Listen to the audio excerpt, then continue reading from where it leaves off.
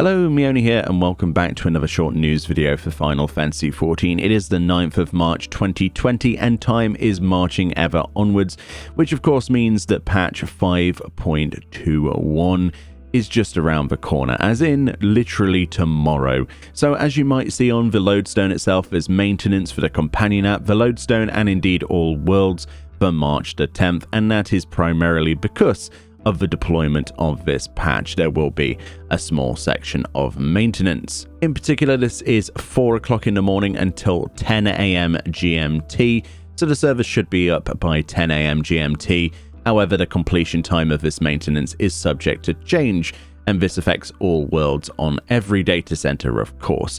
They do say, obviously, the home world transfer service will be suspended 30 minutes before the maintenance, and the companion app will not work, obviously, during this.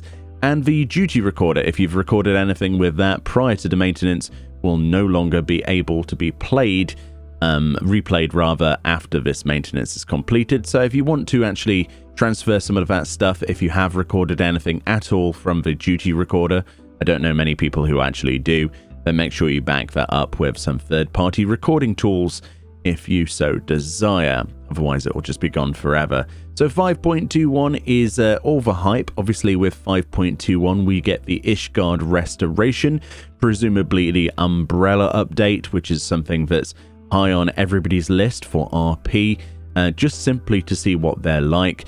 And there's tons of mounts, minions, housing items, lots of other things, you name it. They're all from the Ishgard restoration, and of course we're working on the next part of that, so there'll be server-wide progression once again, so it's all kinds of hype. I do believe that Diadem is in this patch as well, the new reformed version of Diadem for gathering only, which is actually attached as part of the Ishgard restoration itself. So there's lots to do.